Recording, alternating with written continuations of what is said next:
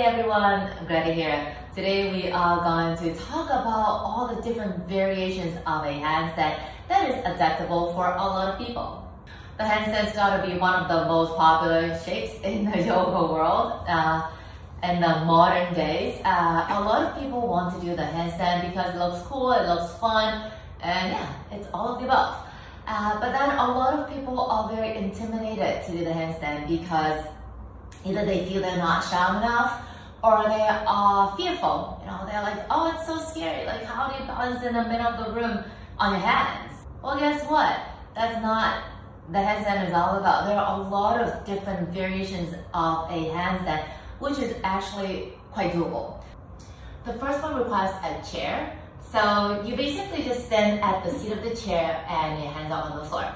Checking that you want to stack the shoulders right above the wrist, and you want to come onto your tippy toes so that you can use the toes and the balls of your feet to push the chair away, stacking your hips right above the shoulders.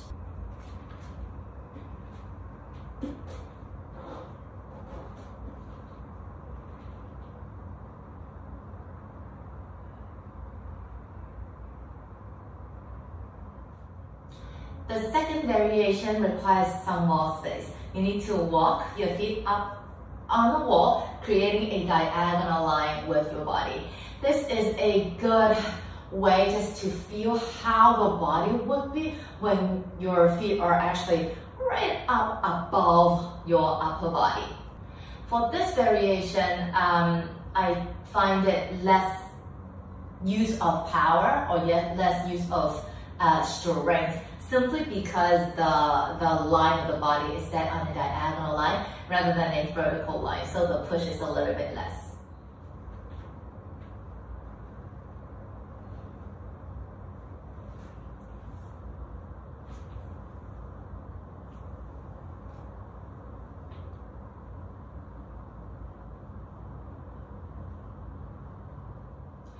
Third variation is very similar to the chair version, except now this time the feet are walking up against the wall. So for this one, the feet will be about hips height, and then you'll be pushing. This one is a little bit more intimidating than the diagonal line because again, the nature of the shape is more in the straight line. So you need to push a little bit more, and you will notice the shoulders more than the second variation.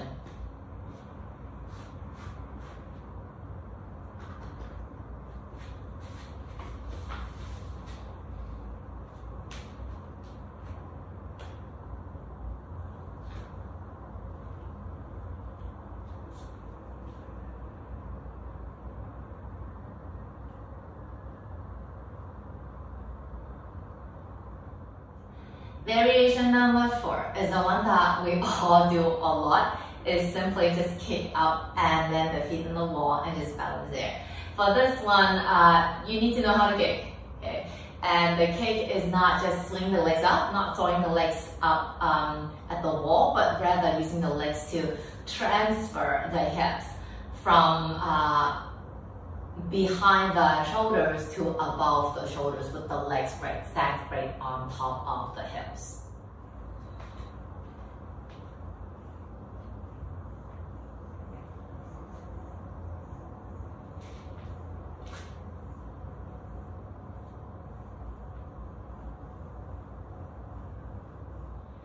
Variation number 6.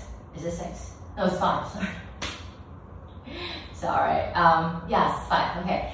This one is, it's a walk up. You walk against the wall. Now for this one, some people might be like, wait a minute, the kick up is harder. But for me, I find this one is actually harder than the kick, because for the kick, there's room to cheat. But for this one, there's no room to cheat. You have to be fully attentive. And actually, it could be quite intimidating to a lot of people because you're walking up against the wall and with your face almost touching the wall.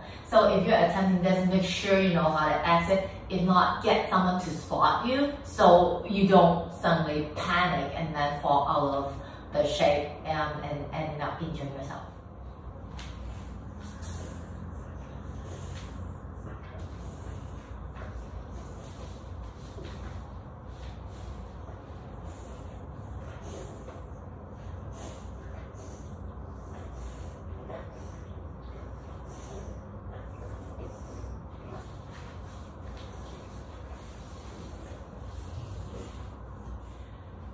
And the final variation is you kick them in the middle of the mat. This one is actually a lot of fun.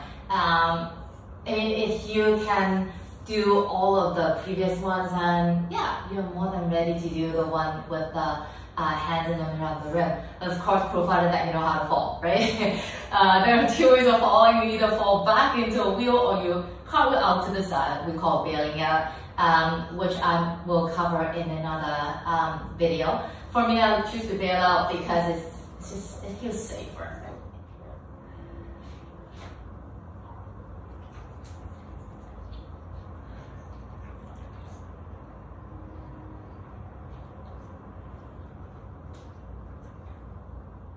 And that is it. So as you can see, a lot of variations of a handstand is adaptable to a lot of people. If you want to give any of those a try, do it. Feel free to do so. Just make sure that you have plenty of space. If you're unsure how to do any of the ones that we just did, you can just leave me a comment and I'll be more than happy to give you a more detailed tutorial on that. And don't rush. Take your time, okay? And have fun. Take it easy.